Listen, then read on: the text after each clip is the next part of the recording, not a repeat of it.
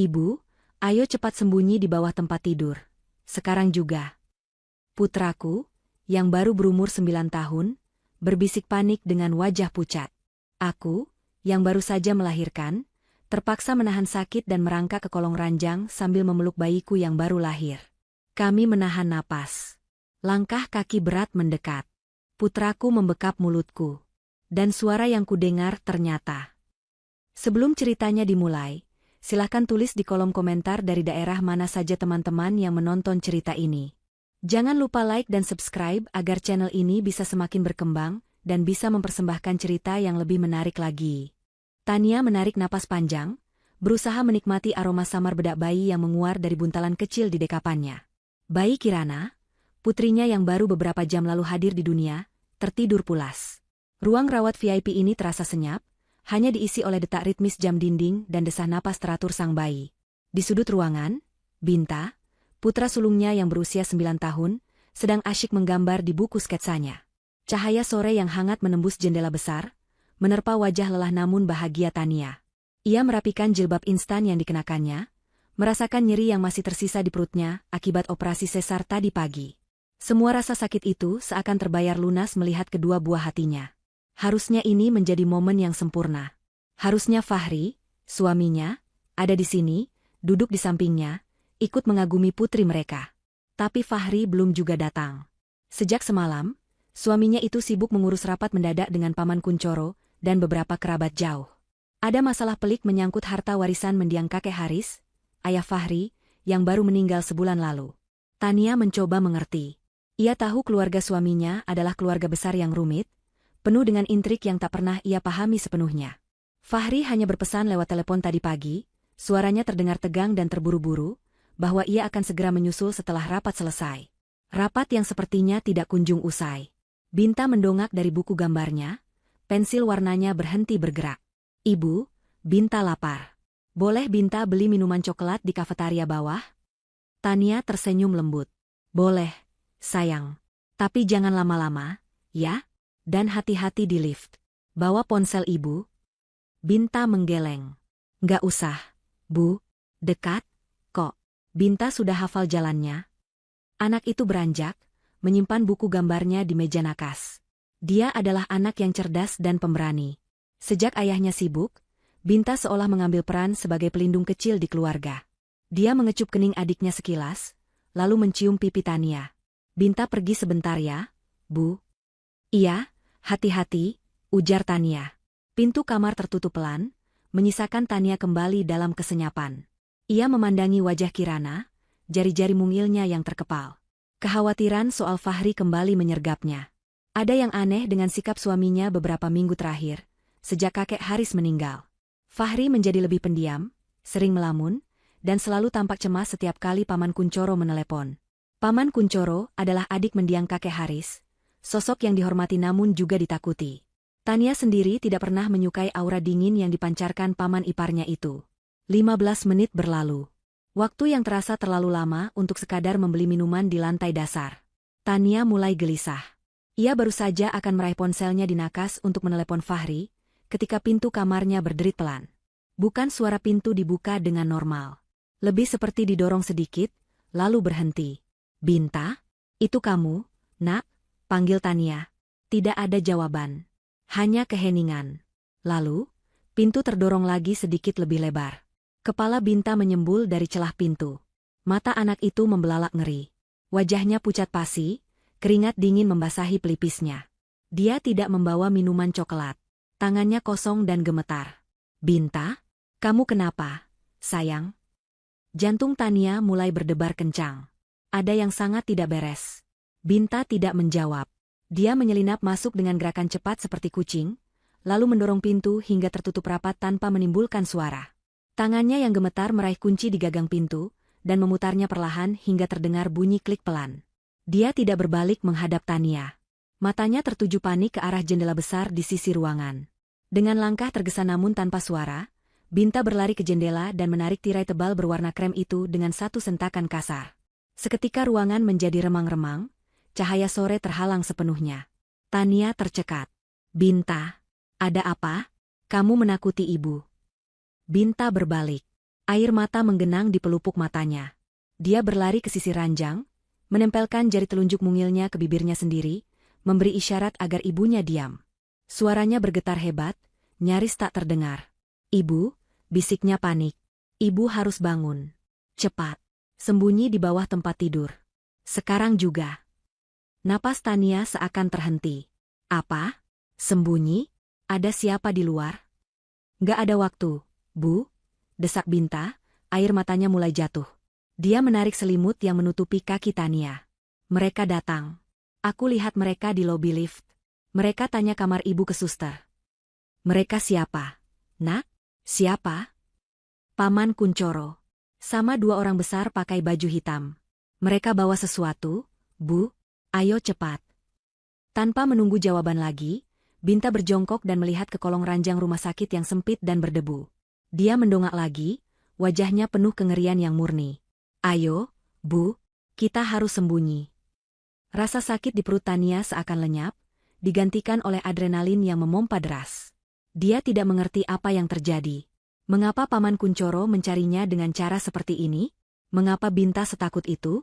Tapi dia tidak punya waktu untuk bertanya. Insting keibuannya mengambil alih. Dia memeluk Kirana erat-erat, menahan ringisan saat otot perutnya tertarik. Dengan sisa tenaga yang dia miliki, dia menggeser tubuhnya ke tepi ranjang. Kolong tempat tidur itu tampak begitu rendah dan gelap. Bau samar disinfektan bercampur debu tipis menusuk hidung Tania. Mengabaikan rasa nyeri yang menusuk tajam di bekas operasinya, Tania menurunkan kakinya ke lantai yang dingin. Dia memeluk Kirana dengan satu tangan, sementara tangan lainnya menahan berat tubuhnya di tepi ranjang. Binta sudah lebih dulu melesak masuk ke kolong ranjang, badannya yang kecil membuatnya mudah bergerak. "Cepat, Bu, mereka sudah di lorong," bisik Binta dari kegelapan di bawah sana. Suaranya teredam. Tania menggigit bibirnya, menahan erangan sakit. Merangkak adalah siksaan. Setiap gerakan terasa seperti merobek kembali jahitan di perutnya. Tapi bayangan wajah pucat Binta dan nama Paman Kuncoro mendorongnya maju. Dia berlutut di lantai, memeluk Kirana ke dadanya, lalu perlahan mendorong tubuhnya masuk ke ruang sempit itu. Kepalanya terbentur rangka besi ranjang. Dia harus berbaring miring, menyisakan sedikit ruang untuk bernapas. Binta dengan sigap menarik ujung gaun rumah sakit Tania, agar tidak terlihat dari luar. Mereka berhasil masuk sepenuhnya tepat pada waktunya. Spray tebal menjuntai hingga hampir menyentuh lantai, menyembunyikan mereka dengan sempurna dalam keremangan. Jantung Tania berdebar begitu kencang seolah akan meledak dari dadanya. Dia bisa merasakan detak jantung Binta yang cepat di sampingnya. Anaknya itu gemetar hebat, namun berusaha keras untuk tidak bersuara. Hening. Selama beberapa detik yang terasa seperti selamanya, tidak ada suara apapun selain napas mereka yang tertahan. Tania baru saja akan bertanya pada Binta apa yang sebenarnya dia lihat, ketika suara langkah kaki terdengar di koridor. Bukan langkah kaki perawat yang ringan, tapi langkah kaki berat, tergesa, dan banyak. Langkah-langkah itu berhenti. Tepat di depan kamar mereka. Tania membeku.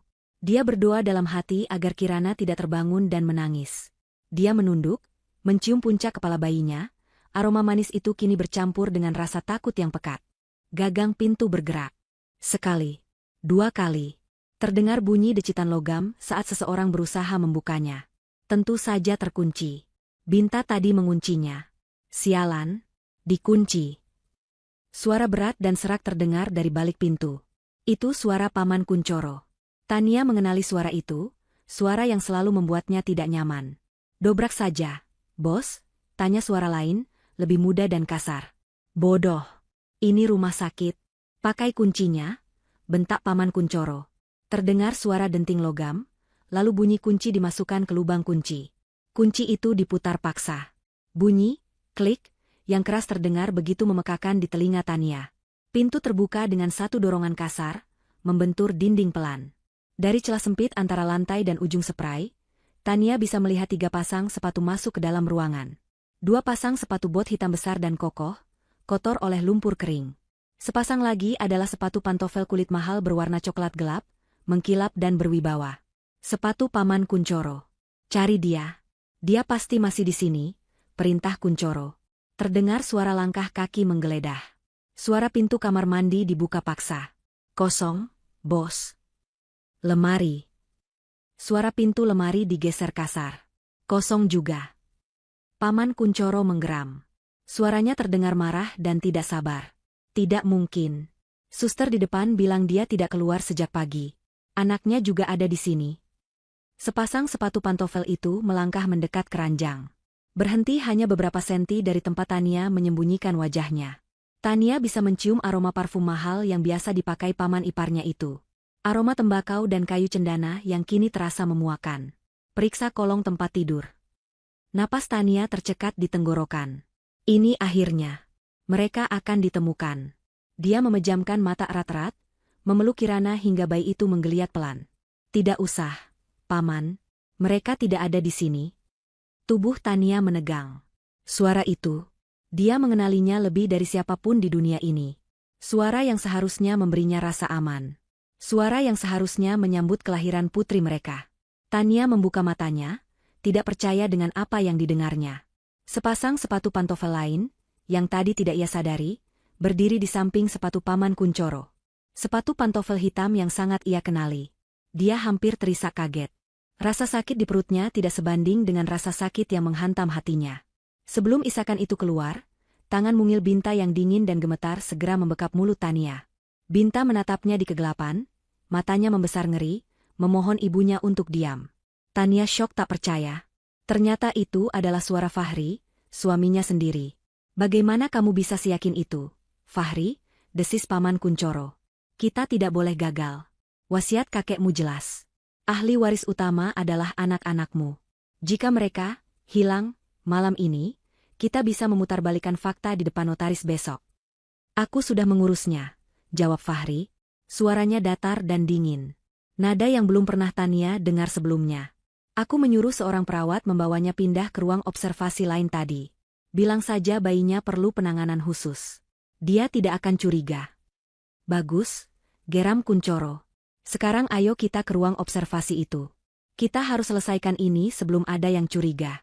Bawa anak laki-lakinya juga. Dia tidak boleh jadi saksi. Biar aku yang urus, kata Fahri.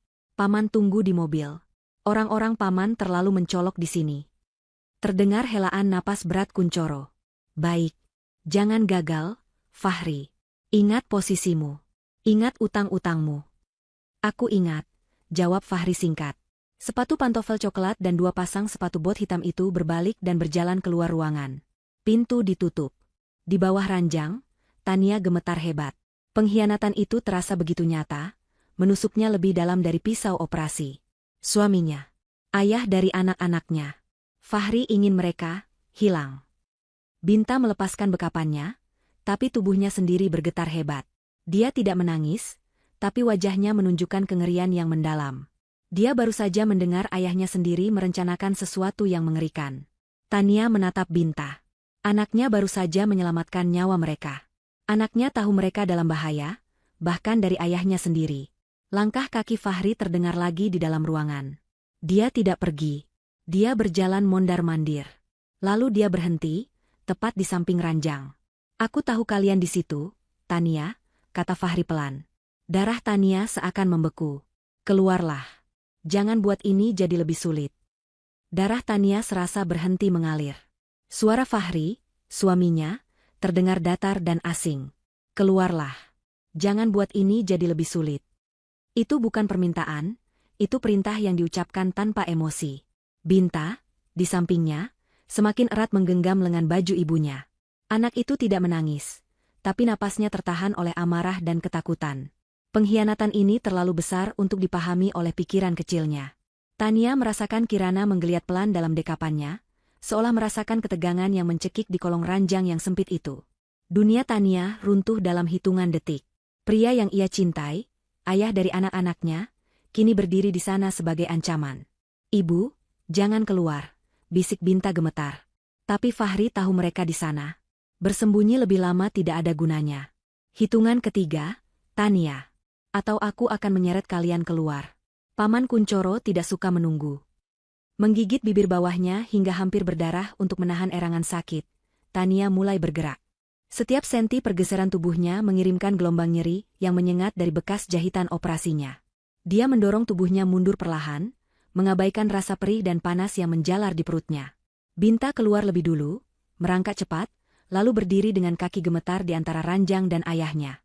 Dia merentangkan tangan kecilnya, berusaha melindungi ibunya yang masih bersusah payah keluar. Tania akhirnya berhasil berlutut di lantai yang dingin, memeluk Kirana erat-erat. Dia mendongak, menatap Fahri dengan mata berkaca-kaca. Suaminya berdiri di sana, di bawah cahaya lampu kamar yang temaram. Wajahnya pucat dan lelah. Ada lingkaran hitam di bawah matanya. Tapi tatapannya dingin, tatapan yang belum pernah Tania lihat sebelumnya. "Kenapa, Fahri? Kenapa?" lirih Tania.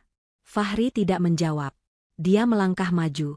Binta berteriak, "Jangan dekati ibuku. Ayah jahat. Ayah mau bawa kami ke Paman Kuncoro." Fahri tertegun sejenak mendengar teriakan putranya. Ada sebersit rasa sakit di matanya, namun cepat-cepat ia tutupi. "Binta, kamu tidak mengerti. Ini rumit. Paman Kuncoro, dia hanya ingin bicara. Ikut ayah sekarang, kita pergi ke tempat yang aman." "Bohong," teriak Binta. "Aku dengar Paman Kuncoro bilang, hilangkan kami. Aku dengar semuanya." "Tempat aman?" desis Tania, berhasil bangkit berdiri sambil bersandar di ranjang. Kakinya gemetar hebat. "Atau tempat untuk menghilangkan kami, seperti yang Paman Kuncoro inginkan." Wajah Fahri mengeras. "Tania, jangan mempersulit ini. Kamu tidak tahu apa yang aku hadapi. Utangku. Paman Kuncoro memegang segalanya. Jika aku tidak menurut, kita semua akan hancur." "Kita sudah hancur, Fahri," balas Tania. "Saat kamu memilih harta daripada keluargamu sendiri." Fahri tampak putus asa. Dia melihat ke arah pintu, seolah takut Paman Kuncoro akan kembali. Dia harus bertindak cepat. "Cukup bicaranya. Berikan Kirana padaku.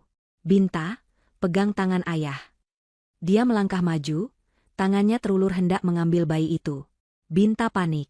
Dia melihat ke sekeliling, mencari senjata, mencari pertolongan. Matanya tertuju pada teko air minum dari logam yang ada di meja nakas. Dia tahu dia tidak bisa melawan ayahnya. Tapi dia bisa membuat kekacauan. Saat tangan Fahri hampir menyentuh Kirana, Binta berteriak dengan suara paling kencang yang pernah ia keluarkan. "Tolong! Ada orang jahat! Tolong!" Fahri terkejut. "Binta, diam." Tapi Binta tidak diam. Dia melompat ke meja nakas, meraih teko logam itu, dan dengan sekuat tenaga melemparkannya ke jendela kaca yang tebal.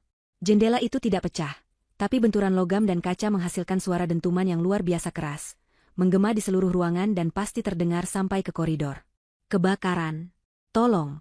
teriak Binta lagi, mengulanginya berkali-kali. Itu adalah strategi yang cerdas. Fahri membeku sesaat, kaget melihat reaksi nekat putranya. Dia tidak menyangka Binta akan melawan sejauh itu. Detik itu, kekacauan adalah teman mereka. Di koridor, mulai terdengar suara-suara langkah kaki berlari dan teriakan panik. Alarm kebakaran mungkin belum berbunyi, tapi teriakan Binta sudah cukup menarik perhatian. Fahri menggeram marah. Anak bodoh. Dia mencoba menangkap Binta. "Lari, Bu, sekarang." Binta melompat dari meja, menghindari tangkapan ayahnya, dan berlari ke pintu. Dia membukanya paksa. "Lewat pintu darurat. Aku tahu jalannya." Tania tidak berpikir dua kali. Adrenalin membanjiri tubuhnya, menumpulkan rasa sakitnya untuk sementara. Dia memeluk Kirana dan berlari terpincang-pincang menyusul Binta. Koridor di luar sudah ramai. Beberapa perawat berlarian ke arah kamar mereka, panik oleh teriakan, kebakaran, dan suara gaduh tadi. Kekacauan itu adalah pelindung mereka. "Tania, Binta, berhenti!" Fahri berteriak dari belakang. Dia mengejar mereka. "Lewat sini, Bu." Binta menarik tangan Tania, berbelok ke kiri, menuju pintu baja merah bertanda, tangga darurat. Binta mendorong pintu itu terbuka. Mereka masuk ke ruang tangga yang berbau besi dan remang-remang. Turun tangga adalah siksaan bagi Tania. Setiap langkah adalah hantaman palu pada luka operasinya. Dia menggigit jilbabnya, menahan air mata kesakitan. Tapi dia terus bergerak, satu langkah demi satu langkah. Binta, yang berlari di depannya, terus memberinya semangat. "Ayo, Bu, sedikit lagi. Kita ke parkiran basement." "Tania, jangan lari." Suara Fahri menggema di ruang tangga. Dia hanya satu lantai di belakang mereka. Mereka terus berlari, menuruni lantai demi lantai. Tania terengah-engah, pandangannya mulai kabur karena rasa sakit. Tapi suara tangisan Kirana yang mulai terdengar lapar menyadarkannya. Dia harus selamat. Demi anak-anaknya. Mereka akhirnya mencapai lantai B, basement. Binta mendorong pintu. Udara dingin dan bau asap knalpot menyambut mereka. Tempat parkir itu sepi dan temaram, hanya diterangi beberapa lampu neon yang berkedip. Mereka berlari di antara mobil-mobil yang terparkir. Ke sana. Tiba-tiba, sebuah suara berat berteriak dari arah pintu masuk basement. Itu Paman Kuncoro. Dia tidak pergi. Dia dan dua pengawalnya yang berbadan besar ternyata menunggu di pintu keluar, memblokir jalan mereka. Fahri pasti hanya umpan untuk membuat mereka keluar. Fahri muncul dari pintu tangga darurat di belakang mereka. Mereka terkepung. Di depan ada Paman Kuncoro dan anak buahnya. Di belakang ada Fahri. Paman Kuncoro berjalan mendekat perlahan, senyum sinis tersungging di bibirnya yang tebal. Permainanmu sudah selesai, Tania. Mau lari kemana lagi? Fahri, bawa mereka. Fahri melangkah ragu. Wajahnya menunjukkan konflik batin yang hebat. Dia menatap Binta yang berdiri gemetar melindungi ibunya. Sudah kubilang, jangan mempersulit ini, kata Paman Kuncoro. Dia memberi isyarat pada dua pengawalnya untuk maju. Tania mundur, tubuhnya menabrak pilar beton. Tidak ada jalan keluar. Dia memeluk Kirana dan Binta erat-erat. Inikah akhirnya? Tepat saat kedua pengawal itu tinggal beberapa langkah lagi, sebuah mobil melaju kencang dari sudut gelap parkiran. Lampu depannya yang menyilaukan menyorot Paman Kuncoro dan anak buahnya. Rem berdecit keras. Sebuah taksi tua yang kotor berhenti mendadak. Posisinya menghalangi Paman Kuncoro dan melindungi Tania. Kaca jendela pengemudi turun. Seorang pria parubaya berwajah tulus dengan peci di kepalanya menatap lurus ke arah mereka. Nyonya Tania. Tuan Muda Binta. Cepat masuk. Ini perintah almarhum Tuan Kakek Haris. Selama sepersekian detik, semua orang membeku. Paman Kuncoro dan anak buahnya menyipitkan mata, kaget dengan kemunculan tiba-tiba taksi butut itu. Adrenalin memberi Tania kekuatan terakhir. Binta, masuk, serunya. Binta tidak perlu disuruh dua kali. Dia membuka pintu belakang taksi, melompat masuk, dan menarik tangan ibunya. Tania, sambil menggendong Kirana dan menahan rasa sakit yang luar biasa, menjatuhkan dirinya ke kursi belakang. Pergi. Cepat, teriak Tania pada sopir itu. Pegang mereka. Jangan biarkan lolos. Paman Kuncoro murka. Kedua pengawalnya berlari mencoba membuka pintu, tapi Pak Sopir sudah menginjak pedal gas dalam-dalam. Ban taksi berdecit di lantai beton. Salah satu pengawal berhasil memegang gagang pintu, tapi taksi itu menyentak maju, membanting tubuh pria itu ke pilar beton. Paman Kuncoro dan Fahri hanya bisa menatap taksi itu yang melesat kencang menaiki tanjakan keluar basement, lalu menghilang ke jalan raya yang ramai. Di dalam taksi, napas Tania tersengal-sengal. Campuran antara sakit, takut, dan lega yang luar biasa. Dia menatap pria di kursi pengemudi. Wajahnya familiar, tapi dia tidak ingat namanya. Bapak siapa? Tuan Kakek? Kakek Haris sudah meninggal. Pria itu melirik dari kaca spion, matanya awas memeriksa apakah ada yang mengikuti. Saya Burhan, Nyonya. Saya sopir pribadi almarhum Tuan Besar Haris selama 20 tahun. Saya di sini atas perintah terakhir beliau. Binta, yang duduk terjepit di antara Tania dan pintu, tiba-tiba berseru. Pak Burhan. Binta ingat, Pak Burhan yang sering bawakan Binta mainan miniatur mobil dari kakek, kan? Pak Burhan tersenyum tipis. Benar, Tuan Muda. Tuan Kakek sangat menyayangi Tuan Muda. Senyumnya cepat memudar. Kita tidak punya banyak waktu. Kita harus segera ke tempat aman. Apa yang sebenarnya terjadi, Pak Burhan? Tanya Tania lirih. Tubuhnya mulai gemetar hebat sekarang. Syok pasca pelarian itu mulai terasa. Fahri, suami saya, dia bersekongkol dengan Paman Kuncoro. Mereka mau mencelakai kami. Pak Burhan menghela napas berat, matanya tetap fokus ke jalan. Sudah diduga oleh Tuan Kakek. Beliau tahu Tuan Fahri punya masalah. Tuan Fahri terlilit utang judi yang sangat besar, Nyonya. Dan yang memberinya utang adalah Paman Kuncoro. Hati Tania mencelos. Utang judi. Jadi itu masalahnya. Paman Kuncoro sengaja menjebak Tuan Fahri, lanjut Pak Burhan. Dia menjadikan utang itu sebagai senjata untuk mengendalikan putra Tuan Kakek satu-satunya. Tuan Kakek tahu Paman Kuncoro serakah. Dia mengincar seluruh harta warisan. Tuan Kakek bahkan curiga, beliau curiga kematiannya bukan murni karena sakit. Tania menutup mulutnya. Maksud Bapak, Kakek diracun? Tuan Kakek tidak punya bukti kuat. Tapi beliau merasa tubuhnya semakin lemah tidak wajar setiap kali Paman Kuncoro membawakan obat herbal spesial. Pak Burhan berbelok ke jalan kecil yang sepi. Tuan kakek tahu, begitu beliau tiada, Paman Kuncoro akan menggunakan Tuan Fahri untuk menyingkirkan ahli waris yang sah, yaitu Tuan Muda Binta dan Nona Kirana. Air mata Tania mengalir tanpa suara. Jadi kakek Haris, yang selama ini ia kira pendiam dan kaku, sebenarnya berusaha melindungi mereka. Dan Fahri, suaminya begitu lemah hingga rela mengorbankan anak-anaknya sendiri demi melunasi utang judinya. Lalu apa yang kakek rencanakan? Tanya Tania. Kenapa bapak bisa ada di rumah sakit tadi? Tuan kakek sudah menyiapkan segalanya. Beliau menyuruh saya mengawasi rumah sakit sejak nyonya masuk. Beliau berpesan, Burhan, jika Kuncoro dan Fahri bertindak, bawa Tania dan cucu-cucuku pergi. Jangan percaya siapapun. Kuncinya ada pada Binta. Pak Burhan menatap Binta dari kaca spion. Tuan muda. Tuan kakek menitipkan sesuatu. Bukan? Sesuatu yang beliau sebut, peta harta karun? Tania menoleh ke arah Binta dengan bingung. Binta terlihat berpikir sejenak, lalu wajahnya berubah serius. Dia merogoh saku celananya. Tangan kecilnya mengeluarkan sesuatu yang Tania kira hanyalah mainan biasa. Sebuah gantungan kunci berbentuk robot kecil berwarna biru. Kakek memberikan ini 3 hari sebelum kakek meninggal, kata Binta pelan. Waktu itu Binta jenguk kakek sendirian. Kakek bilang, ini robot pelindung. Jaga baik-baik. Jangan sampai hilang. Dan kakek berpesan, jangan sampai ayah atau Paman Kuncoro melihat robot ini. Tania menatap mainan itu. Terlihat biasa saja. Binta memutar kepala robot itu ke kiri 3 kali. Terdengar bunyi klik pelan. Lalu dia menarik badan robot itu. Badan robot itu terbelah 2, memperlihatkan sebuah slot yang sangat kecil. Di dalamnya, terpasang sebuah kartu memori mikro berwarna hitam. Kakek bilang, lanjut Binta, suaranya mantap. Benda kecil ini lebih berharga dari semua uang di dunia. Ini adalah kebenaran.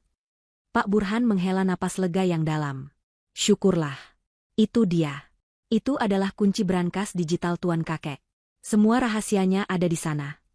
Taksi itu berbelok lagi, memasuki sebuah gang sempit yang diapit ruko-ruko tua yang tampak kosong.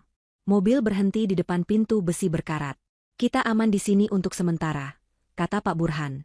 Ini rumah aman milik Tuan Kakek. Tidak ada yang tahu tempat ini selain saya. Pak Burhan membantu Tania keluar. Dia menggendong Kirana yang tertidur pulas, tidak menyadari kekacauan di sekitarnya. Binta mengikuti dari belakang. Mereka menaiki tangga sempit ke sebuah apartemen kecil di lantai atas. Ruangan itu sederhana, sedikit berdebu, tapi ada persediaan lengkap. Susu formula bayi, popok, makanan instan, dan air minum kemasan tertata rapi di dapur. Kakek Haris benar-benar telah merencanakan ini. Pak Burhan mengeluarkan laptop tua dari dalam lemari pakaian. Dia juga mengambil sebuah pembaca kartu memori kecil. Kita harus segera membuka ini. Kita harus tahu apa isinya. Dia memasukkan kartu memori mikro milik Binta ke laptop. Laptop menyala. Layarnya yang kusam menampilkan sebuah ikon brankas digital. Pak Burhan mengkliknya. Sebuah kotak kata sandi muncul. Kakek bilang kata sandinya, ujar Binta tiba-tiba. Kata sandinya adalah nama orang yang paling kakek percaya. Pak Burhan dan Tania saling berpandangan. Fahri? Kuncoro? Binta melangkah maju dan mengetik 5 huruf di papan ketik, BINTA. Brankas digital itu terbuka. Puluhan folder muncul di layar. Bagus, kata Pak Burhan, wajahnya serius. Dia membuka sebuah folder bertanda, bukti Kuncoro. Kita harus cepat. Tuan Kakek menitipkan pesan terakhir pada saya. Semua bukti ini harus diserahkan kepada pengacara beliau, Tuan Sasmita, sebelum lusa. Lusa adalah jadwal pembacaan wasiat palsu yang sudah disiapkan Paman Kuncoro. Wajah Pak Burhan menatap Tania dan Binta dengan tegang. Kita hanya punya waktu kurang dari 48 jam. Jika kita gagal menyerahkan bukti ini tepat waktu, Paman Kuncoro akan secara sah mengambil alih hak asuh Tuan Muda dan Nona Kirana, dan seluruh aset keluarga akan jatuh ke tangannya. Ruangan apak di atas ruko tua itu terasa menyesakan. Satu-satunya sumber cahaya kini adalah layar laptop tua yang menyala, menyoroti 3 wajah tegang. Tania duduk di kursi kayu yang keras, rasa nyeri di perutnya berdenyut-denyut seirama dengan detak jantungnya yang menggila. Jilbabnya sedikit miring, tapi ia tak peduli. Matanya terpaku pada deretan folder digital yang baru saja dibuka Binta. Di pangkuannya, Kirana tertidur lelap, tidak menyadari bahwa takdirnya sedang dipertaruhkan. Binta berdiri di samping Pak Burhan, wajah kecilnya serius melampaui usianya. Dia mengerti bahwa robot mainan yang ia simpan kini menjadi kunci keselamatan mereka. Pak Burhan, dengan tangan mantap, mengarahkan kursor. Tuan kakek Haris orang yang sangat teliti, katanya, suaranya pelan namun jelas. Beliau tahu Paman Kuncoro licik. Beliau pasti sudah mengumpulkan bukti selama bertahun-tahun. Dia mengklik folder pertama, laporan keuangan, Haris Group. Di dalamnya, puluhan berkas spreadsheet terbuka. Bagi Tania, itu hanya deretan angka yang memusingkan. Tapi Pak Burhan, yang sudah mengabdi puluhan tahun, langsung melihat kejanggalannya. Lihat ini, Nyonya, tunjuknya pada beberapa baris yang ditandai merah. Ini adalah transfer dalam jumlah besar ke perusahaan-perusahaan cangkang di luar negeri. Perusahaan, Mitra Sejati, Karya Emas, ini semua perusahaan fiktif. Dan lihat siapa yang menandatangani persetujuan transfer ini. Mata Tania menyipit. Tanda tangan itu. Dia mengenalnya. Ini tanda tangan Fahri. Benar, kata Pak Burhan getir. Tapi Tuan Fahri tidak mungkin melakukannya tanpa persetujuan dari Direktur Keuangan, yaitu Paman Kuncoro. Paman Kuncoro yang membuat skemanya, Tuan Fahri yang dipaksa menandatangani. Ini penggelapan uang perusahaan dalam skala masif. Miliaran rupiah setiap bulan. Tania merasa mual. Jadi ini, utang judi Fahri dibayar dengan cara mengkhianati perusahaan ayahnya sendiri. Dia menelan ludah, rasa pahit pengkhianatan itu memenuhi kerongkongannya. Lanjutkan, Pak. Apa lagi? Pak Burhan membuka folder berikutnya, rekaman. Isinya lebih mengerikan. Ada puluhan file audio. Dia mengklik salah satunya, berlabel, Fahri, Ancaman 1. Suara Paman Kuncoro terdengar, berat dan penuh ancaman. Kamu pikir aku tidak tahu kekalahanmu di kasino Singapura minggu lalu? 5 miliar, Fahri. 5 miliar. Kamu mau istrimu yang cantik itu tahu kalau suaminya seorang penjudi miskin? Lalu suara Fahri, terdengar putus asa dan memelas. Paman, beri aku waktu. Aku akan cari jalan. Tidak ada waktu, bentak Kuncoro. Aku sudah punya jalannya. Kamu hanya perlu menurut. Bantu aku, meyakinkan, ayahmu untuk mengubah wasiatnya. Setelah dia tiada, utangmu lunas. Lawan aku, dan Tania akan menerima foto-foto mesramu dengan wanita di Makau itu. Pilih jalanmu, keponakanku. Tania memejamkan mata. Jadi bukan hanya judi. Ada wanita lain. Pengkhianatan itu berlapis-lapis. Setiap lapisan lebih menyakitkan dari sebelumnya. Dia menggigit bibirnya, menahan isak tangis yang mendesak keluar. Tidak. Dia tidak boleh menangis sekarang. Tidak di depan Binta. Dia membuka matanya, dan yang tersisa di sana hanyalah kemarahan dingin. Binta menatap ibunya dengan khawatir. Ibu enggak apa-apa. Tania mengelus kepala putranya. Ibu tidak apa-apa, sayang. Ibu hanya marah. Ayo kita lihat sisanya. Kita harus tahu semua kebusukan mereka. Pak Burhan mengangguk, wajahnya muram. Dia membuka folder lain, obat herbal, bukti. Hanya ada satu file video di dalamnya. Tanggalnya terekam, 1 minggu sebelum kakek Haris meninggal. Video itu sepertinya diambil dari kamera tersembunyi, mungkin di jam dinding atau bingkai foto di ruang kerja kakek Haris. Kualitasnya tidak terlalu bagus, tapi cukup jelas. Video itu menunjukkan kakek Haris duduk di kursi kerjanya, tampak sangat lemah dan pucat. Pintu terbuka, dan Paman Kuncoro masuk sambil tersenyum lebar, membawa botol keramik kecil berwarna gelap. Ini obat herbal yang aku janjikan, Kakang, kata Kuncoro dalam video itu, suaranya terdengar ramah dibuat-buat. Ramuan spesial dari tabib di pedalaman. Dijamin bisa memulihkan tenaga Kakang. Kakek Haris mengangguk lemah.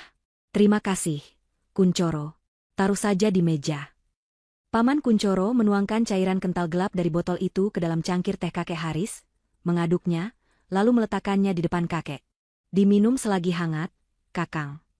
Dia menepuk bahu kakek Haris, lalu pergi.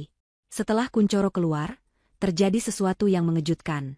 Kakek Haris, yang tadinya terlihat sekarat, tiba-tiba menegakkan tubuhnya. Matanya yang tadi sayu kini menatap tajam ke arah pintu. Dia tidak meminum teh itu. Sebaliknya, dia mengambil pipet dari laci mejanya, menyedot sedikit cairan dari cangkir itu, dan memindahkannya ke dalam botol sampel kecil yang ia keluarkan dari balik buku. Dia lalu menyegel botol sampel itu, menempelkan label bertanggal hari itu, dan menyembunyikannya di dalam kompartemen rahasia di bawah laci mejanya. Dia kemudian batuk keras, terlihat sangat kesakitan, sebelum kembali bersandar lemah di kursinya. Tania ternganga. Jadi kakek tahu, dia tahu dirinya diracun. Beliau pura-pura lemah, bisik Pak Burhan, matanya berkaca-kaca penuh kekaguman. Beliau sengaja membiarkan Paman Kunchoro merasa menang, agar bisa mengumpulkan bukti terakhir ini. Botol sampel itu pasti masih ada di ruang kerja beliau. Itu bukti fisik yang tak terbantahkan. Pak Burhan menutup file video itu. Tangannya sedikit gemetar. Sekarang, yang paling penting. Dia mengklik file terakhir di folder utama. Sebuah file video berukuran besar dengan nama, wasiat asli, untuk Tania dan Binta. Pak Burhan menekan tombol putar. Layar laptop kini dipenuhi wajah kakek Haris. Dia tampak lebih kurus dari di video sebelumnya. Jelas direkam beberapa hari setelahnya, mungkin hanya beberapa hari sebelum meninggal. Dia tidak lagi di ruang kerja, tapi di tempat tidur. Dia menatap lurus ke kamera, seolah-olah dia bisa melihat mereka bertiga di ruangan sempit itu. Tania, Binta, anak-anakku, suara kakek terdengar lemah, tapi penuh tekad. Jika kalian menonton ini, artinya aku sudah tiada. Dan artinya, Burhan telah berhasil membawa kalian ke tempat aman. Syukurlah. Kakek terbatuk pelan, lalu melanjutkan. Waktu kakek tidak banyak. Kalian harus mendengarkan baik-baik. Adikku, Kunchoro, telah meracuniku perlahan-lahan. Dia serakah. Dia ingin menguasai semua yang telah aku bangun. Dan Fahri putraku, kakek memejamkan mata sejenak, terlihat sangat sedih. Kakek menyayanginya, tapi dia lemah. Dia terjebak dalam lingkaran utang dan kebohongan yang dibuat Kunchoro. Kunchoro memanfaatkannya, menjadikannya boneka. Jangan salahkan dia sepenuhnya, Tania. Tapi jangan juga memaafkannya dengan mudah. Dia harus belajar bertanggung jawab atas pilihannya. Mata kakek kembali menatap tajam.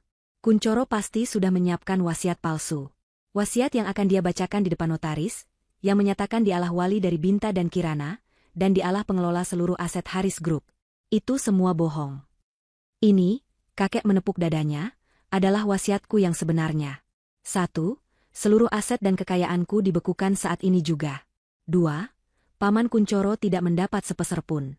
Namanya kucoret dari daftar ahli waris karena kejahatannya. 3. Kakek menarik napas. Fahri, putraku, juga kucoret sementara dari warisan.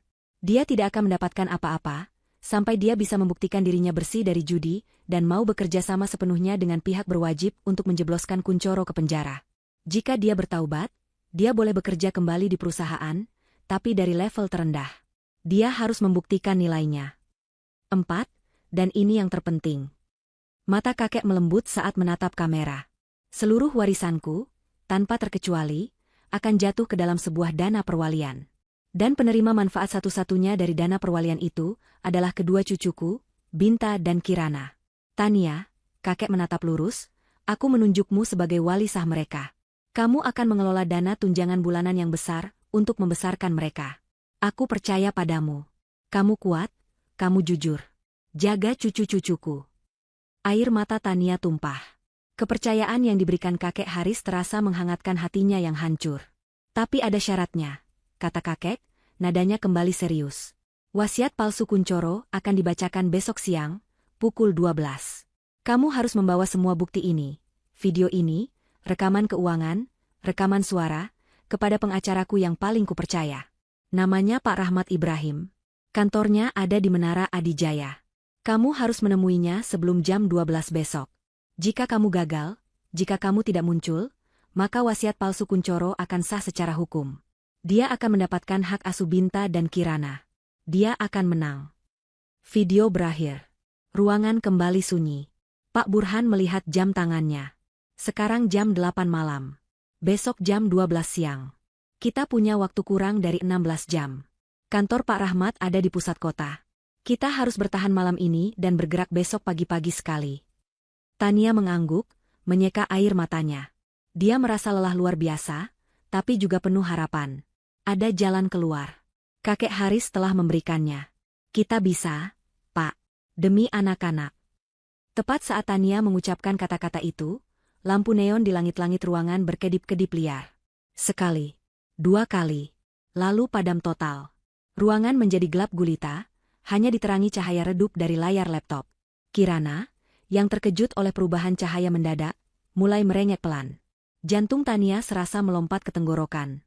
Binta, yang sejak tadi diam, berlari ke jendela. Dia mengintip dari celah tirai yang usang. Matanya membelalak. "Ibu, Pak Burhan." Bisik Binta, suaranya gemetar. Ada mobil hitam di ujung gang. Mobil yang sama dengan yang di rumah sakit. Kegelapan total menyergap mereka. Satu-satunya suara adalah rengekan pelan Kirana dan deru samar lalu lintas dari jalan besar yang jauh. Pak Burhan bereaksi cepat. Dia segera menutup layar laptop, mematikan satu-satunya sumber cahaya mereka. "Jangan bersuara," desisnya. Ruangan kini begitu pekat oleh kegelapan. Tania bahkan tidak bisa melihat Binta yang berdiri hanya beberapa meter darinya. Dia hanya bisa mendengar napas anaknya yang tertahan. Jantungnya berdebar kencang. Mereka ditemukan. Bagaimana bisa? Tempat ini seharusnya rahasia. "Pasti pelacak," kata Pak Burhan, menjawab pertanyaan yang tak terucapkan. Suaranya tegang. "Paman Kuncoro pasti menaruh pelacak di suatu tempat. Di mobil saya? Atau di barang bawaan nyonya dari rumah sakit?" Tania mencoba mengingat-ingat. Tas perlengkapan bayinya, tas itu sempat ditinggal di kamar saat mereka bersembunyi. Fahri ada di sana.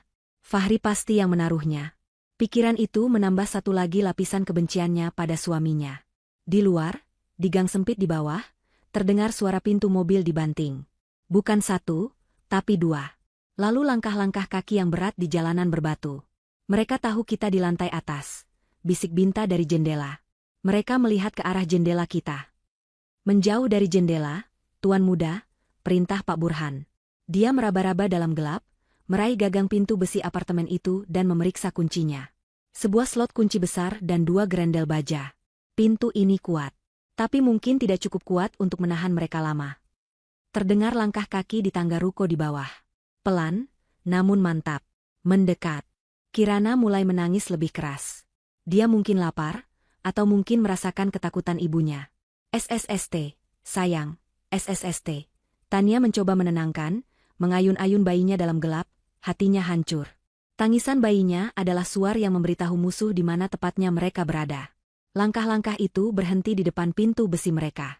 Hening. Selama beberapa detik, tidak ada suara apa-apa selain tangisan Kirana. Lalu, gedoran keras memekakan telinga mengguncang pintu. "Tania, aku tahu kamu di dalam. Buka pintunya." Itu suara Paman Kuncoro. Penuh kemenangan dan kemarahan. "Jangan harap kami buka, manusia jahat," teriak Binta. Keberaniannya muncul karena amarah. "Binta, diam," desis Tania, menarik putranya mendekat padanya. Terdengar tawa serak Kuncoro dari balik pintu. "Anak yang pemberani. Sayang sekali umurnya tidak akan panjang. Fahri, bicara pada istrimu." Hening sejenak. Lalu suara Fahri. Terdengar ragu dan putus asa. "Tania, tolong, buka pintunya. Jangan bikin Paman Kuncoro makin marah. Kita bisa bicarakan ini baik-baik." "Bicara baik-baik," teriak Tania, kemarahannya meledak. "Setelah kamu menjebak kami di rumah sakit? Setelah kamu menaruh pelacak di tas kami? Kamu pikir aku bodoh, Fahri?" Tania meraba-raba saku gaunnya. Ponselnya masih ada di sana. Baterainya tinggal sedikit, tapi cukup. Dia harus membeli waktu. Dia harus mencoba jalan terakhir. Dia menyalakan layar ponsel, cahayanya terasa membutakan. Dia mencari nomor Fahri dan menekan tombol panggil. Di luar pintu, terdengar nada dering ponsel Fahri, lalu hening. Dia mengangkatnya. "Tania?" "Aku tahu segalanya, Fahri," kata Tania, suaranya kini dingin dan terkendali. Dia menjauh sedikit dari pintu agar Kuncoro tidak mendengar. "Aku tahu soal utang judimu di Singapura dan Makau. Aku tahu soal wanita lain. Aku tahu Paman Kuncoro memerasmu." Di seberang telepon, hanya terdengar napas Fahri yang berat. "Dan aku sudah melihatnya, Fahri," lanjut Tania. "Aku sudah melihat video kakek. Wasiat aslinya. Dan aku sudah melihat video Paman Kuncoro meracuni ayahmu sendiri. Aku punya semuanya di sini." Keheningan total. Lalu terdengar suara isak tangis yang tertahan. Suara seorang pria yang hancur. "Tania, aku tidak bermaksud. Aku dijebak. Sumpah. Aku tidak tahu dia akan sejauh itu. Utangku, dia bilang akan melunasinya jika aku mau menurut. Dia bilang dia hanya ingin mengamankan kalian di tempat lain sampai pembacaan wasiat selesai. Dia bilang itu demi kebaikan kalian. Kebaikan kami, desis Tania. Dengan membiarkan pembunuh ayahmu mengambil alih warisan anak-anakmu. Aku tidak tahu dia pembunuhnya, teriak Fahri, kini histeris. Aku baru sadar dia berniat jahat saat di basement rumah sakit. Aku sengaja membiarkan kalian lari di kamar tadi. Aku sengaja membiarkan Binta melempar teko itu. Aku pikir kalian bisa kabur. Aku tidak menaruh pelacak. Pasti Paman Kuncoro yang menyuruh anak buahnya menyelinap saat aku bicara pada kalian. Tania, kamu harus percaya padaku. Tania terdiam. Apakah dia berbohong lagi? Suaranya terdengar begitu hancur, begitu putus asa. Mungkinkah dia benar-benar hanya boneka yang terlalu lemah untuk melawan? Jika kamu benar-benar ingin menolong kami, Fahri, kata Tania, suaranya melembut sedikit, mengujinya. Buktikan. Hentikan Paman Kuncoro sekarang. Bawa dia pergi dari depan pintu ini. Aku tidak bisa. Rintih Fahri. Dia membawa anak buahnya. Mereka bersenjata, Tania. Aku. Tiba-tiba terdengar suara benturan. Ponselnya. Suara Paman Kuncoro terdengar marah. Berikan ponselnya padaku, anak bodoh. Ada suara rebutan singkat, lalu suara Kuncoro yang dingin dan tenang terdengar di telepon. Halo, Tania. Istrimu pintar sekali, Fahri, tapi tidak cukup pintar. Kamu pikir aku tidak tahu kamu meneleponnya? Napas Tania tercekat. Permainanmu selesai, Tania, kata Kuncoro. Terima kasih sudah mengkonfirmasi bahwa kamu memiliki buktinya. Itu sangat membantu. Sekarang, serahkan kartu memorinya baik-baik. Geser saja di bawah pintu. Tidak akan pernah, kata Tania. Pilihan yang buruk, kata Kuncoro. Aku akan berikan tawaran terakhir. Serahkan kartunya, dan aku akan biarkan kamu dan bayi itu pergi. Kamu bisa memulai hidup baru yang tenang. Tapi Binta? Kuncoro tertawa pelan. Dia sudah melihat terlalu banyak. Dia mirip sekali dengan kakeknya. Terlalu pintar untuk dibiarkan hidup. Dia harus ikut denganku. Aku tidak akan menyerahkan apapun, teriak Tania, memeluk Binta erat-erat. Dan kamu tidak akan pernah menyentuh anak-anakku. Baiklah. Aku sudah mencoba bersikap baik. Telepon ditutup. Hening sejenak. Lalu, boom. Pintu besi itu bergetar hebat. Bukan gedoran tangan. Sesuatu yang sangat berat menghantamnya. Boom. Lagi. Lebih keras. Debu berjatuhan dari langit-langit. Mereka pakai palu godam, teriak Pak Burhan.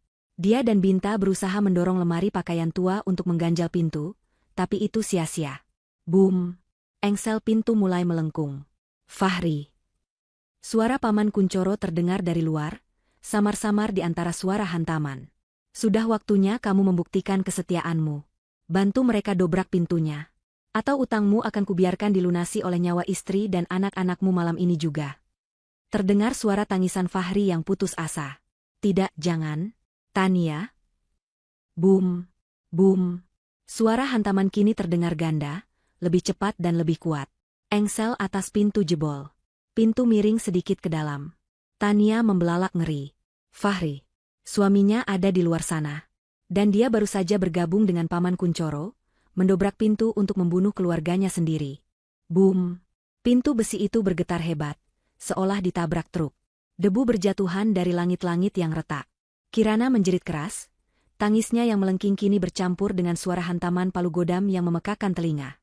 Tania memeluk Binta dan bayinya, tubuhnya gemetar hebat. Keputusasaan dingin mulai merayapinya. Di luar sana, suaminya, ayah dari anak-anak yang sedang ia dekap, ikut menghancurkan pelindung terakhir mereka. Pengkhianatan itu begitu mutlak, begitu gelap, hingga rasanya lebih sakit daripada luka operasinya. Boom! Boom! Hantaman kini bertubi-tubi, lebih cepat dan lebih kuat. Engsel atas pintu menjerit, logamnya melengkung ke dalam. Pintu itu miring, menciptakan celah beberapa sentimeter di bagian atas. Udara malam yang dingin berdesir masuk. Mereka hampir masuk, teriak Pak Burhan. Dia berusaha mendorong lemari arsip tua untuk mengganjal pintu, tapi perabotan rapuh itu tidak ada artinya melawan baja dan kebencian di baliknya. Nyonya, kita harus cari jalan lain. Tidak ada jalan lain, isak Tania, matanya menatap ngeri pada pintu yang hancur. Kita terkurung. Ada. Suara Binta terdengar mengejutkan, keras dan penuh tekad di tengah kekacauan. Dia melepaskan diri dari pelukan ibunya. Ada jalan, Bu? Ikut Binta. Tania menatap putranya dalam kegelapan yang hanya diterangi cahaya remang-remang dari celah pintu. Apa maksudmu, Nak? Permainan kakek. Kakek bilang, setiap ruko tua punya jalan tikus. Ayo. Binta tidak menunggu jawaban. Dia berlari melintasi ruangan, bukan ke jendela, tapi ke arah dapur kecil yang ada di sudut. Boom! Kraaang. Dengan satu hantaman terakhir yang dahsyat, engsel atas putus sepenuhnya. Pintu besi itu ambruk ke dalam, terbanting ke lantai dengan suara memekakan. 3 sosok besar menerobos masuk. Paman Kuncoro di tengah, diapit 2 pengawalnya. Di belakang mereka, sosok keempat yang lebih ramping berdiri ragu di ambang pintu. Fahri. Cahaya senter yang kuat menyapu ruangan, membutakan mata Tania sejenak. Jangan bergerak, bentak Paman Kuncoro. Wajahnya terlihat bengis di bawah cahaya senter. Permainannya selesai, Tania. Tapi Binta sudah bertindak. Dia sampai di dapur, berjongkok di depan lemari kayu lapuk di bawah bak cuci piring. Pak Burhan, tolong. Pak Burhan, tanpa ragu, segera bergerak. Dia menyerahkan Kirana yang masih menangis kencang ke pelukan Tania. Ambil bayinya, Nyonya. Lalu dia berlari ke arah Binta. Apa yang mereka lakukan? Geram Kuncoro. Dia mengarahkan senternya ke dapur. Tangkap mereka. Fahri, maju. Bodoh. Tunjukkan gunamu. Fahri terhuyung masuk. Wajahnya pucat pasi dan basah oleh air mata. Dia tidak membawa palu. Dia hanya berdiri gemetar, tangannya kosong. Dia terlihat sama terkejutnya dengan Tania. Tarik ini, Pak, perintah Binta. Dia dan Pak Burhan menarik lemari kabinet lapuk itu dari dinding. Lemari itu ternyata tidak permanen. Di baliknya, dinding triplek yang kotor itu terlihat longgar. Binta mendorongnya dengan tangan kecilnya. Triplek itu berderit dan terbuka, menampakkan lubang persegi yang gelap dan sempit. Jalan rahasia kakek, seru Binta. Ini tembus ke gudang bawah. Kejar mereka, raung Paman Kuncoro. Salah satu pengawalnya berlari maju. Masuk, Bu, cepat, teriak Binta. Tania tidak berpikir. Didorong oleh adrenalin murni, dia memeluk Kirana erat-erat, menahan rasa sakit yang merobek perutnya, dan melompat masuk ke dalam lubang gelap itu. Di dalamnya bukan lantai, tapi tangga kayu yang curam dan berdebu. Dia hampir terpeleset. Pak Burhan, duluan. Binta mendorong Pak Burhan masuk. Pria tua itu melompat gesit, mendarat di tangga di bawah Tania. Saya jaga di belakang, Tuan Muda. Binta, cepat, jerit Tania dari kegelapan di bawah. Binta baru saja akan melompat masuk ketika pengawal Paman Kuncoro sampai di dapur. Tangan besar berotot itu terulur, menjambak bagian belakang kaus Binta. Dapat kau, anak kecil. Jantung Tania serasa berhenti berdetak. Binta. Tangan besar itu menarik Binta mundur. Tapi Pak Burhan, dari bawah, mengulurkan tangannya ke atas, meraih kaki Binta, dan menariknya ke bawah dengan sekuat tenaga. Tarikan itu begitu kuat hingga jahitan kaus Binta robek. Anak itu terlepas, jatuh terguling ke pelukan Pak Burhan di tangga yang gelap. Sialan, teriak si pengawal. Dia mencoba masuk ke lubang, tapi bahunya yang lebar tersangkut. Tutup jalannya, perintah Pak Burhan. Dia melihat ada palang kayu di sisi dalam lubang. Dia dan Binta mendorongnya sekuat tenaga. Palang itu menggeser, menutup lubang dari dalam, tepat saat si pengawal mencoba menerobos. Terdengar suara umpatan kasar dari sisi lain. Mereka tidak akan bisa menahan kita lama. Lari, kata Pak Burhan. Mereka kini berada dalam terowongan sempit. Miring ke bawah. Gelap total. Bau jamur dan tanah lembab memenuhi udara. Tania menyalakan senter di ponselnya. Cahayanya yang lemah menyorot tangga kayu reot yang tak berujung. Kirana masih menangis. Suaranya menggema di ruang sempit itu. Ini jalan rahasia yang kakek buat. Binta menjelaskan sambil terengah-engah. Mereka menuruni tangga dengan cepat. Kakek dulu sering main peta umpet sama Binta di ruko-ruko tua kakek. Kakek bilang, seorang pebisnis harus selalu punya jalan keluar darurat. Ini salah satunya. Mereka terus menuruni tangga. Rasanya seperti masuk ke perut bumi. Di atas mereka, terdengar suara gedoran keras. Papan kayu itu tidak akan bertahan lama. Lebih cepat, Nyonya, desak Pak Burhan. Tania mengertakkan gigi, menahan sakit. Setiap langkah adalah penderitaan. Keringat dingin membasahi jilbabnya. Dia hanya fokus pada satu hal, kaki Binta yang lincah di depannya. Akhirnya, tangga kayu itu berakhir. Mereka mendarat di lantai beton yang dingin dan basah. Mereka berada di sebuah terowongan yang lebih lebar, mungkin saluran pembuangan tua atau terowongan layanan antar ruko. Gelap dan pengap. "Kemana sekarang?" tanya Tania, napasnya memburu. "Ikut Binta." Binta hafal. Binta berlari menyusuri lorong gelap itu. Tania dan Pak Burhan kini menggendong Kirana agar Tania bisa bergerak lebih bebas, berlari di belakangnya. Suara tangisan Kirana menjadi penanda bagi para pengejar. Di sana, aku dengar suara bayi. Terdengar teriakan dari belakang. Suara Paman Kuncoro. Cahaya senter mereka yang kuat menyorot dari ujung terowongan di belakang mereka. Mereka sudah berhasil mendobrak papan itu. "Lari. Jangan berhenti," raung Pak Burhan. Mereka berlari sekuat tenaga.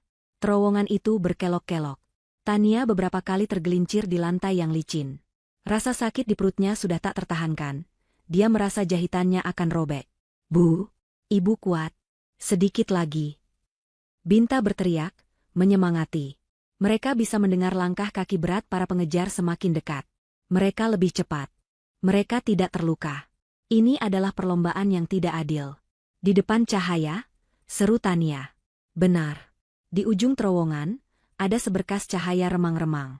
"Jalan keluar? Itu area parkir bawah tanah di blok sebelah," kata Pak Burhan. "Ayo." Dengan sisa tenaga terakhir, mereka berlari menuju cahaya itu. Harapan membuncah di dada Tania. Mereka akan selamat. Mereka akan berhasil. Mereka menerobos keluar dari lubang terowongan, terengah-engah, dan berhenti di area parkir yang temaram dan kosong. Mereka bebas. Tapi kegembiraan itu hanya berlangsung sedetik. Sesosok bayangan berdiri diam di antara pilar-pilar beton, menghalangi jalan mereka satu-satunya menuju tanjakan keluar. Bayangan itu melangkah maju ke dalam cahaya lampu neon yang berkedip. Napas Tania tercekat. Hatinya hancur berkeping-keping. Itu Fahri. Dia tidak ikut mengejar di terowongan. Dia pasti tahu jalan pintas dan memotong jalan mereka. Dia berdiri di sana sendirian, wajahnya basah oleh air mata, tapi tatapannya penuh keputusan yang menyakitkan. "Cukup, Tania," katanya pelan, suaranya serak. "Berhenti lari. Berikan kartu memorinya padaku." Waktu seakan berhenti di parkiran bawah tanah yang lembab itu. Suara tetesan air dari pipa di langit-langit menggema, bercampur dengan napas Tania yang tersengal. Di depannya berdiri Fahri, suaminya, penghalang terakhir antara dirinya dan kebebasan. Di belakangnya, di mulut terowongan, suara langkah kaki Paman Kuncoro dan para pengawalnya semakin jelas terdengar. Mereka terkepung. "Fahri minggir," desis Tania. Suaranya bergetar antara kelelahan dan kemarahan. Dia memegangi perutnya yang terasa seperti terbakar. "Minggir. Biarkan kami pergi." "Aku tidak bisa, Tania," rintih Fahri, air mata mengalir deras di pipinya. Dia melangkah maju, tangannya terulur. "Tolong mengerti. Berikan kartunya. Ini satu-satunya cara. Aku bisa negosiasi dengan Paman. Aku janji. Aku akan pastikan dia melepaskan kalian. Dia hanya ingin uangnya." "Negosiasi?" teriak Tania, suaranya pecah. "Negosiasi dengan orang yang membunuh ayahmu sendiri? Orang yang menyuruhmu menghilangkan anak-anakmu?" Fahri tersentak seolah ditampar. "Membunuh, apa maksudmu?" "Tidak. Paman Kuncoro tidak mungkin. Dia meracuninya, Fahri," jerit Tania. "Perlahan-lahan, kami punya buktinya. Video. Kakek tahu. Dia tahu putranya sendiri terlalu lemah untuk melindunginya, jadi dia melindungi kami dari kuburnya." Kata-kata itu menghantam Fahri seperti palu godam. Dia terhuyung mundur, menggelengkan kepalanya. Tidak mungkin. Paman tidak sejahat itu. Kamu bohong." "Aku tidak bohong." Binta melangkah maju, berdiri di depan ibunya. Wajah kecilnya penuh amarah dan kekecewaan. "Ayah pengecut. Kami melihatnya. Ayah lebih memilih uang daripada kami. Ayah lebih memilih pembunuh kakek." "Binta, jangan berkata seperti itu." Fahri terisak. Hatinya hancur melihat kebencian di mata putranya. "Kalian tidak mengerti. Utangku, dia akan membunuhku. Dia akan membunuh kita semua jika aku tidak menurut. Aku hanya mencoba melindungi kalian dengan caraku." "Dengan cara menyerahkan kami?" tanya Tania sinis. Tepat saat itu, 3 sosok muncul dari terowongan. Paman Kuncoro berjalan paling depan, senyum kemenangan tersungging di bibirnya yang tebal. Dia menepuk-nepuk debu dari jas mahalnya. Dua pengawalnya berdiri di belakangnya, wajah mereka keras dan tanpa emosi. Bagus sekali, Fahri, kata Kuncoro, suaranya menggema di parkiran. Bagus. Drama keluarga yang sangat menyentuh. Kamu akhirnya memilih sisi yang benar. Ayahmu pasti bangga padamu. Fahri menegang. Dia menatap pamannya, lalu menatap Tania. Dia terjebak di tengah. Sekarang, kata Kuncoro, melangkah maju. Dia tidak lagi mempedulikan Fahri. Matanya tertuju pada Tania. Permainannya benar-benar sudah selesai. Serahkan kartu memorinya, Tania. Dan berikan anak laki-laki itu padaku. Tidak akan, kata Tania tegas, meski tubuhnya gemetar. Dia menarik Binta ke belakangnya. Pak Burhan mundur selangkah, memeluk Kirana erat-erat. Paman Kuncoro menghela napas, seolah lelah. Aku sudah bosan dengan ini. Dia memberi isyarat pada salah satu pengawalnya. Ambil anak itu. Si pengawal bergerak cepat. Dia menerjang maju, mengabaikan Pak Burhan, dan langsung menyambar Binta. Tania menjerit. Binta meronta-ronta, tapi cengkeraman pria itu terlalu kuat. Pria itu mengangkat Binta dari tanah. Lepaskan anakku, bajingan, teriak Tania. Dia mencoba memukul pria itu, tapi rasa sakit di perutnya membuatnya ambruk berlutut.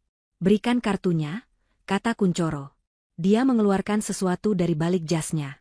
Sebuah pistol kecil berwarna hitam dengan peredam suara terpasang di ujungnya. Dia mengarahkan pistol itu, bukan pada Binta, tapi lurus ke dahi Tania yang sedang berlutut kesakitan. Serahkan kartunya, atau ibumu mati lebih dulu, desis Kuncoro pada Binta. Semua terjadi dalam sepersekian detik. Fahri, yang sejak tadi berdiri mematung, melihat pistol itu terarah pada istrinya. Dia melihat Binta yang menangis ketakutan dalam cengkeraman si pengawal. Dia mendengar rengekan Kirana yang ketakutan. Dia melihat wajah pamannya yang dingin dan kejam. Wasiat kakek. Putraku lemah. Suara Binta. Ayah pengecut. Suara Tania. Dia meracuni ayahmu sendiri. Sesuatu dalam diri Fahri akhirnya patah. Ketakutan yang selama ini melumpuhkannya tergantikan oleh sesuatu yang lain. Sesuatu yang primal. Jangan, teriak Fahri. Sebelum Paman Kuncoro bisa bereaksi, Fahri tidak menyerang pamannya yang bersenjata. Dia menerjang ke samping, menabrakkan seluruh berat badannya ke pengawal yang sedang memegang Binta. Itu bukan serangan yang heroik. Itu adalah terjangan putus asa seorang pria yang hancur. Tabrakan itu membuat si pengawal kehilangan keseimbangan. Cengkeramannya pada Binta terlepas. Lari, Binta. Lari ke ibumu, teriak Fahri. Binta jatuh ke lantai beton, tapi langsung bangkit dan berlari ke pelukan Tania. Paman Kuncoro murka. Rencananya berantakan karena pengkhianatan di detik-detik terakhir. Pod kau, kahe, ona. Dia memutar pistolnya dari Tania, dan tanpa ragu menembakkannya ke arah Fahri. TSSD. Suara tembakan yang teredam itu terdengar pelan, tapi mematikan. Fahri terhuyung. Dia menatap ke bawah. Noda merah gelap dengan cepat menyebar di sisi kiri kemejanya, tepat di atas pinggul. Rasa sakit yang panas membakarnya. Dia tersungkur berlutut, menatap pamannya dengan tidak percaya. Kamu menembakku. Kamu yang memilih takdirmu, keponakan bodoh, geram Kuncoro.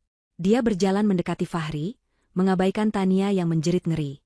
Pengawal yang satu lagi kini maju, menghalangi jalan Tania dan Pak Burhan. Kuncoro mengangkat pistolnya lagi, kali ini mengarahkannya dengan tenang ke kepala Fahri yang tertunduk. Kesempatan terakhir. Di mana kartunya? Fahri tertawa. Tawa serak bercampur darah. Kamu tidak akan pernah mendapatkannya. Kalau begitu, selamat tinggal. Kuncoro menarik pelatuknya. Tepat saat itu, dari tanjakan di atas mereka, terdengar suara sirene yang meraung-raung. Keras dan semakin dekat. Bukan satu, tapi banyak. Cahaya biru dan merah berputar, menyapu dinding-dinding parkiran bawah tanah. Paman Kuncoro membeku. Matanya membelalak kaget. Dia melihat ke tanjakan, lalu ke Fahri. Fahri tersenyum lemah, ponselnya tergeletak di lantai di sebelahnya, layarnya masih menyala. Aku menelepon polisi saat kamu mendobrak pintu, bisiknya. Aku mengirimkan lokasiku. Pengkhianatan Fahri adalah pengkhianatan ganda. Dia telah mengkhianati keluarganya, tapi pada akhirnya, dia mengkhianati penjahat yang sebenarnya. Dasar pengkhianat, raung Kuncoro. Dia panik. Dia menendang Fahri hingga terjatuh, lalu berbalik ke arah Tania. Cepat, kartunya.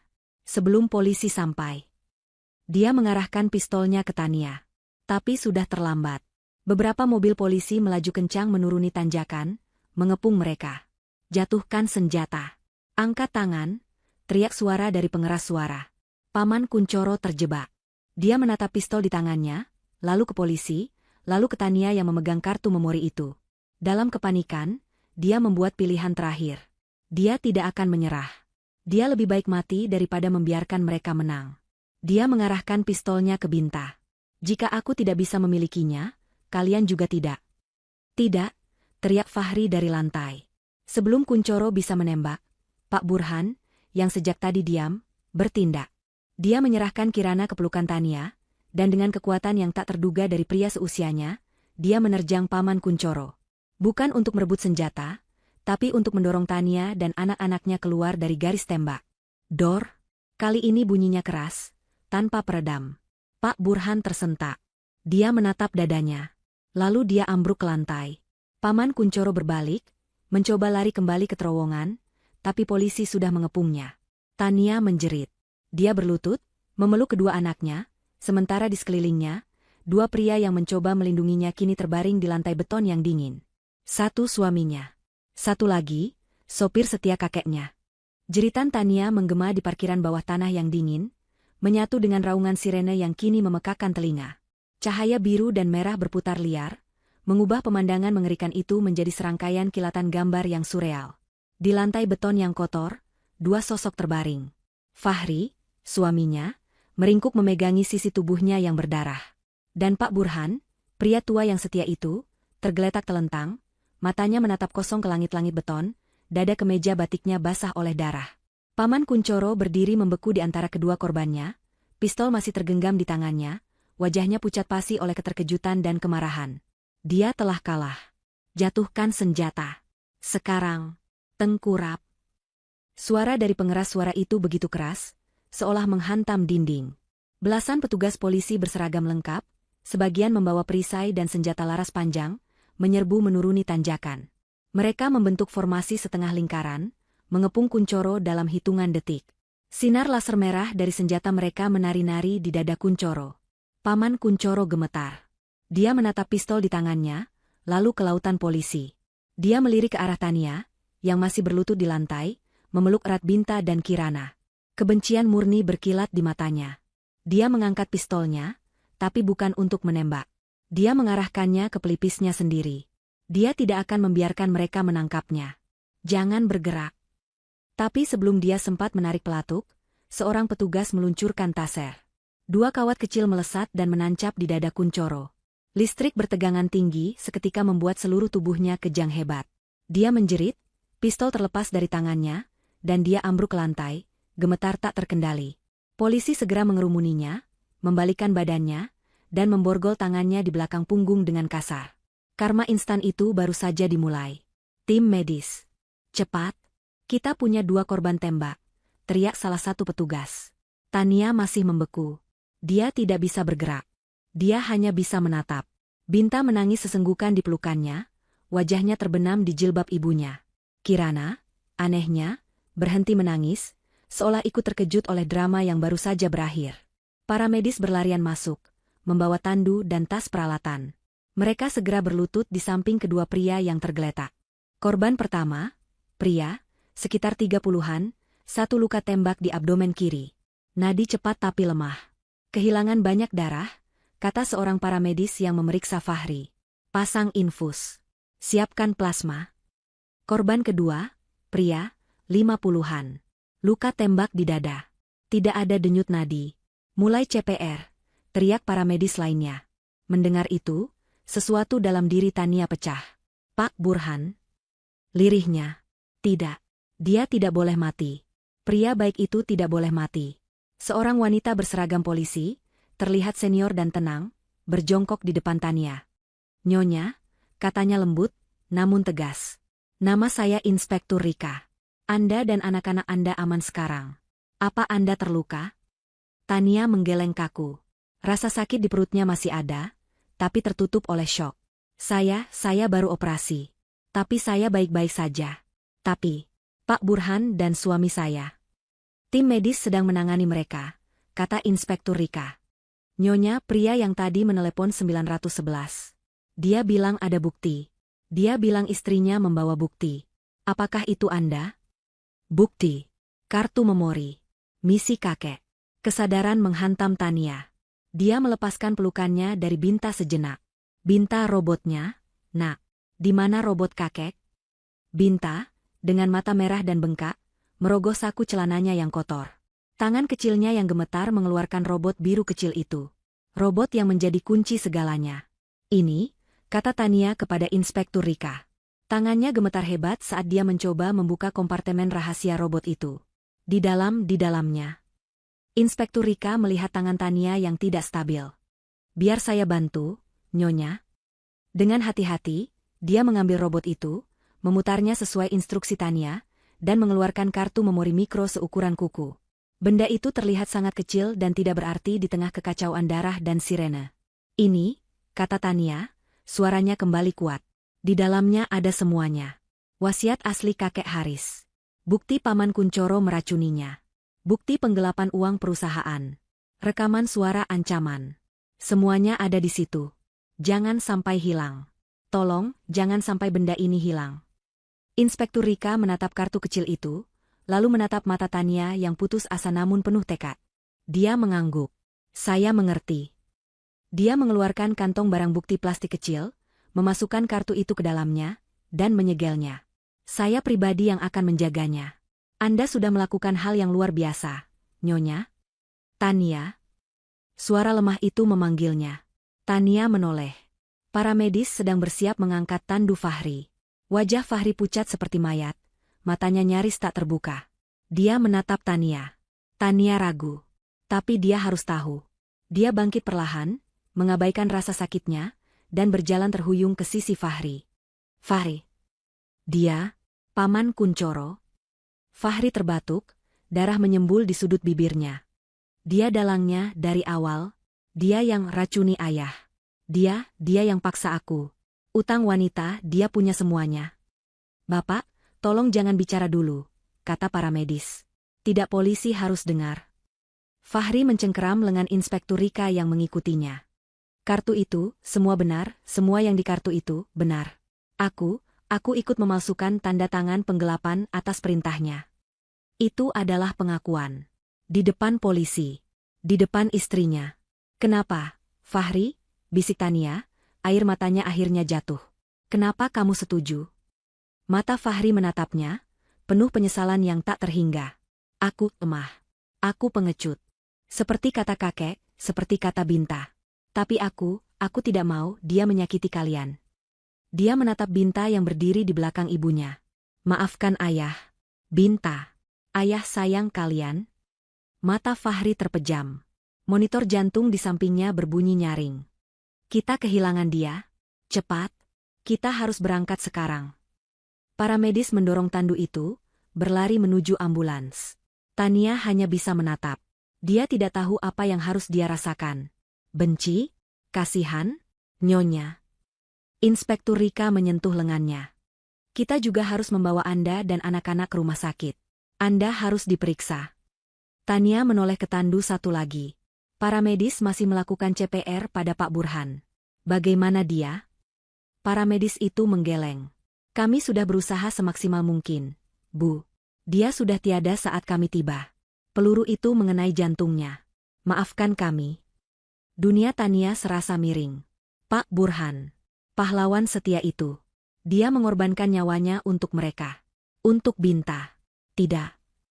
Binta yang mendengar itu, berlari dan memeluk kaki Pak Burhan yang tak bergerak. Pak Burhan. Bangun. Jangan tinggalin Binta. Bangun. Tangis Binta meledak. Tangisan pilu seorang anak kecil yang telah melihat terlalu banyak kematian. Tania ambruk di samping putranya, memeluknya erat, air matanya mengalir deras. Mereka selamat, tapi harga yang dibayar terlalu mahal. Di ujung parkiran, Paman Kuncoro, yang kini sudah sadar dari sengatan taser, didorong paksa masuk ke mobil polisi. Dia melihat Tania yang menangis. Dia tidak terlihat menyesal. Dia tertawa. Tawa gila yang menggema di parkiran. Kamu pikir kamu menang, Tania? Kamu pikir kamu menang? Kamu kehilangan segalanya. Suamimu, pelindungmu. Kamu tidak akan pernah tenang. Aku akan kembali. Teriakannya terputus saat pintu mobil dibanting menutup. Inspektur Rika membantu Tania berdiri. Ayo, Nyonya. Kita pergi dari sini. Bawa anak-anak Anda.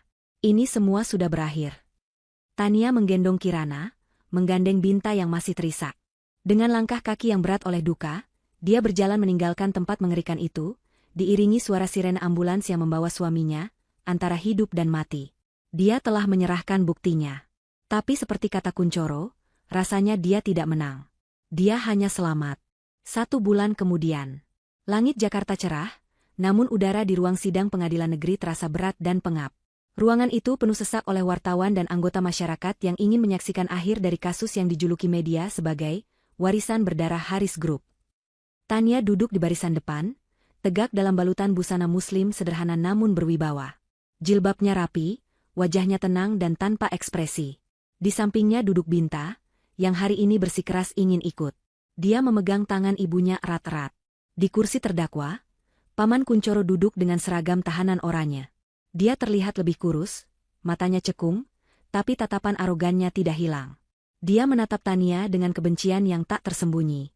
Berdasarkan bukti-bukti yang tidak terbantahkan, suara hakim ketua menggema, termasuk rekaman video pengakuan almarhum kakek Haris, rekaman audio ancaman terdakwa, laporan forensik digital atas penggelapan dana perusahaan, sampel racun yang ditemukan di ruang kerja korban, dan kesaksian dari para saksi, termasuk Nyonya Tania dan Tuan Fahri. Jantung Tania berdebar pelan saat nama Fahri disebut.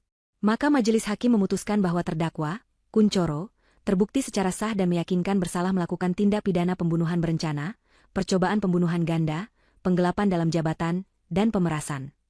Palu diketuk 3 kali, suaranya seperti vonis takdir.